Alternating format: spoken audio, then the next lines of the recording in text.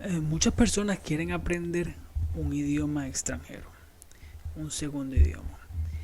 Y existen dos métodos mínimos, por lo menos dos métodos diferentes para aprender. Está lo que llamamos el método tradicional, el clásico, que es el que la mayoría de nosotros ha estado expuesto cuando tratamos de aprender un segundo idioma. Y es basado en escuchar las reglas de gramática, conjugar los verbos, memorizar definiciones y, por ejemplo, tener una clase de una hora a la semana y hacer asignaciones.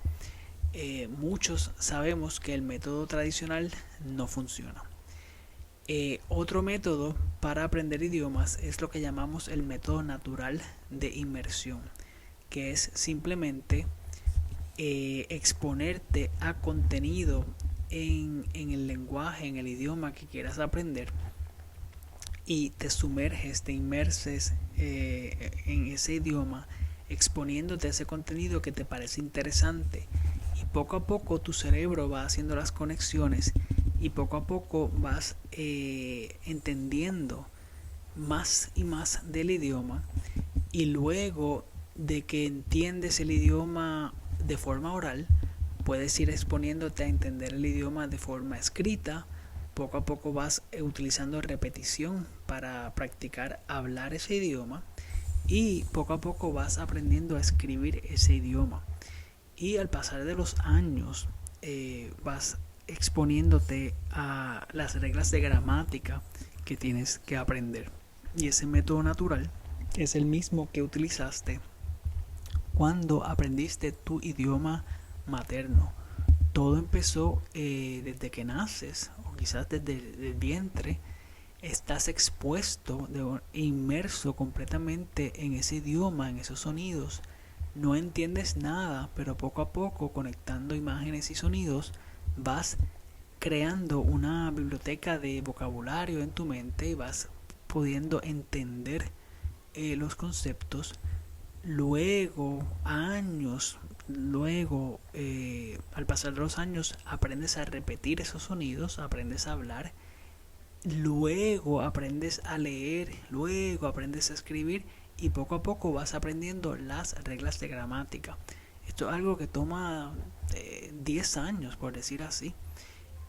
Cuando aprendes un idioma, que quieres aprender un segundo idioma, básicamente ese es el mejor procedimiento, es imitar el proceso natural que utilizaste para aprender tu idioma original y tienes que darte tiempo y tienes que exponerte a ese idioma todos los días de una forma natural, buscando contenido que te parezca interesante, exponerte al contenido. Al principio no vas a entender prácticamente nada, pero poco a poco puedes ir progresando y puedes entender más. Y ese es el método natural y ese es el que utilizamos en este canal, donde hablamos español discutiendo temas relacionados sobre la compañía Apple. Hoy vamos a hacer otro episodio confuso también y difícil de entender, pero es un repaso de la unidad de algoritmos de la que hablamos el otro día. Es la unidad 2.1 del libro Exploraciones de Apple de programación en el lenguaje Swift. A continuación tenemos las tarjetitas de aprendizaje de esa unidad 2.1. Vamos a ver cómo nos va. Buenas noches a todos, seguimos aquí en otro episodio más de Spanish Apple. Learn Spanish Learning Apple. La idea es que puedas aprender español mientras aprendes de los productos, servicios, noticias y todo lo que tenga que ver con la compañía Apple. Hoy continuamos el tema de los algoritmos. Vamos a repasar la unidad 2.1 que discutimos en uno de los episodios anteriores. Y ya estamos aquí. Vamos a poner esto en pantalla completa. Vamos a ver aquí. Ajá. Aquí tenemos los flashcards para estudiar, las tarjetitas para estudiar que las da el mismo libro de que es gratis en iBooks, que se llama Swift Code o Swift Codings Exploraciones. Mira, aquí lo que habíamos hablado en una unidad anterior sobre comenzar a aprender de los algoritmos.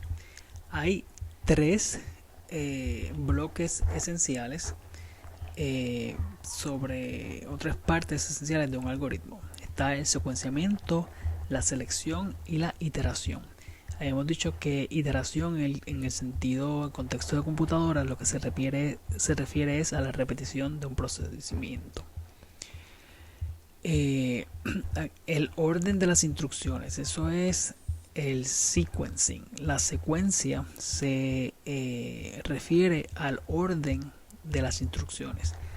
O sea que para completar una tarea tienes que hacer unos procedimientos y debes hacerlos en cierto orden para que cumplas la tarea. Eso es el secuenciamiento. ¿Ves? Poner instrucciones en cierto orden se le conoce como secuenciamiento. ¿Ves? Una secuencia de eventos. Flowchart se refiere a decidir qué hacer.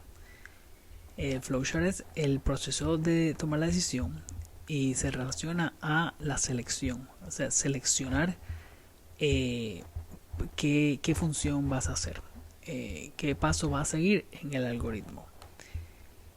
En Swift, en el programa Swift de programación, el lenguaje de programación de Apple, utilizamos funciones para agrupar instrucciones juntas y darles un nombre.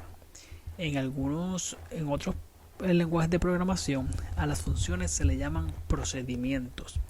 O sea que Swift le llama procedimiento, función, a lo que otros programas le llaman procedimientos. Y es simplemente que agrupas un cierto número de tareas en una función. Ya lo explicaremos un poquito mejor. El acercamiento o el proceso de agrupar instrucciones en una unidad y darle un nombre a esa unidad se conoce como abstracción de procedimiento. La abstracción. La mayoría de los programas usan muchos niveles de abstracción. Una función que te lleva a otra función para crear un concepto de procedimiento mayor. Dice aquí, vamos a darte un ejemplo. Un programa que se describe como altamente modular y la clave de la programación modular es que tenga buena organización. Aquí ponemos tareas discretas y las combinamos para resolver un problema.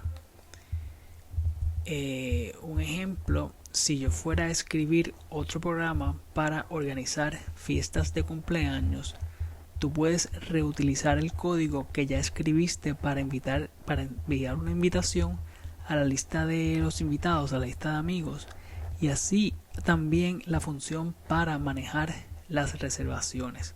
Eso lo podemos explicar pronto.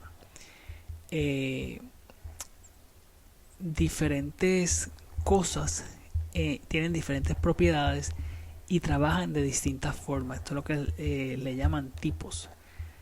En Swift utilizas el término tipo para describir cada valor diferente de una función. En programación utilizas parámetros para definir el insumo que va dentro de una función. Entonces, los parámetros es las reglas que vas a entrar en una función. Cada parámetro para una función tiene un tipo. Es como ser vegetariano o digamos que no consumes productos lácteos. Esto es del ejemplo que te daba el libro de si estás organizando una cena, ¿verdad? Y quieres hacer un programa para organizar una cena. Pues tú puedes listar todas las tareas que necesitas para preparar una cena. Por ejemplo, necesitas encontrar una receta, necesitas comprar o adquirir u obtener, ¿verdad?, los ingredientes, necesitas cocinarlos, necesitas servirlos, por decir así.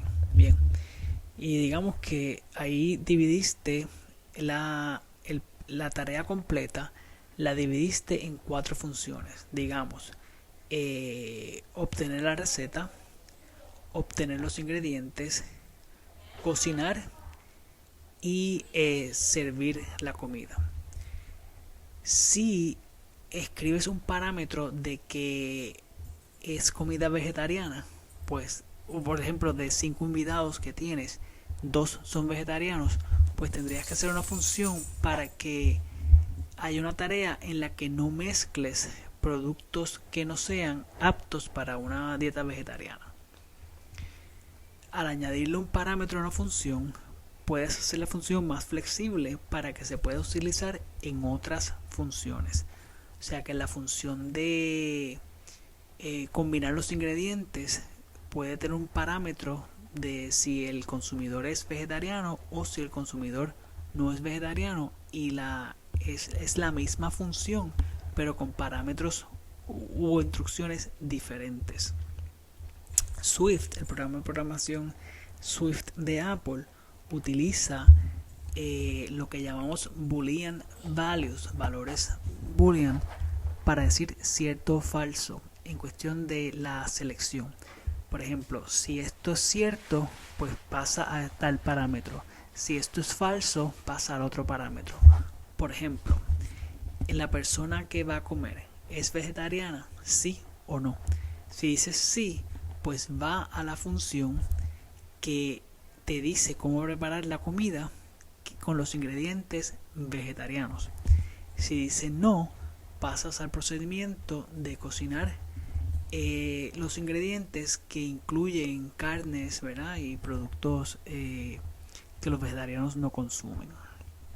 Una abstracción, un algoritmo, analítica, análisis de data, API, el Interface Application Programming Interface, que es cómo interactuamos con una aplicación de programación. El argumento, buscamos luego qué es la definición de argumento, la etiqueta de ese argumento, el cuerpo de la instrucción, Boolean, que es la pregunta sencilla de cierto o falso, nombrar una función, el caso que está trabajando, el segmento del código, el comentario, los operadores de comparativos, los parámetros condicionales, descomponer y la descomposición, por default, que es por regla, otra cosa, o sea, si no esto, aquello, si esto, pues entonces esto, encapsular, la encapsulación, ejecutar ejecutar una instrucción, algo que es falso, la base a seguir, la base fundamental, la función, el parámetro de la instrucción de si esto o si esto otro. Si esto pasa, pues tal parámetro. Integrar, iterar, que es repetir, la palabra clave, la biblioteca del programa, literal, modular, parámetro, nombre del parámetro, abstracción de procedimiento, navegador del proyecto, pseudocódigo, que es cuando comenzamos a escribir un código, empezamos a organizar nuestra mente, nuestras ideas, y al principio no haces todo el código, sino que mezclas código con inglés o inglés normal, y esto es un pseudocódigo. El remainder es el remanente, lo que te falta, lo que te queda en por ciento. Regresar, una instrucción de regresar. Selección, el secuenciamiento, que era poner las instrucciones en orden. El efecto secundario de algún comando.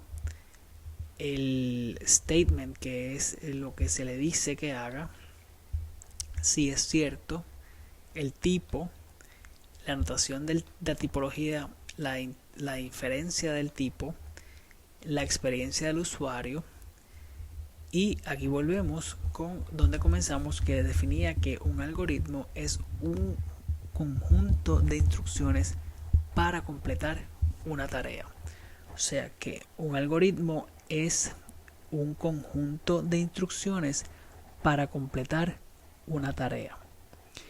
Esas tareas, las instrucciones que vas a seguir para completar una tarea, las puedes organizar en diferentes funciones. Y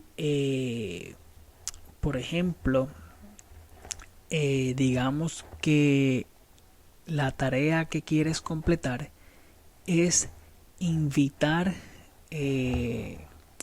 personas a una fiesta de cumpleaños, ¿ok? Esa es la tarea que quieres completar. Pues te tienes que preguntar cuáles son las diferentes funciones o procedimientos que tengo que seguir. Pues digamos que una función es hacer la lista de invitados. Digamos que otra función es enviar las invitaciones. Digamos que otra función es recibir las respuestas de si las personas vienen o no. Y digamos que la cuarta función es preparar la mesa según el número de invitados. Esas serían las 4 funciones. Y tú puedes establecer diferentes parámetros, diferentes instrucciones para diferentes instrucciones. Y ese es el concepto de parámetros. Por ejemplo, si vienen digamos vienen niños a la fiesta, pues si vienen niños a la fiesta quizás necesitas unas sillas pequeñas en la mesa. Si no vienen, o una mesa aparte para los pequeños. Si no vienen niños, pues quizás pues no tienes que hacer esa función. O sea que todo depende de los parámetros. Son conceptos básicos del tema de los algoritmos. Y al escuchar este episodio vas teniendo una idea en general de cuáles son los temas, cuáles son los conceptos, cuál es el vocabulario que se utiliza en programación cuando hablamos de algoritmos, y vas aprendiendo también español, que esa es la idea de este canal.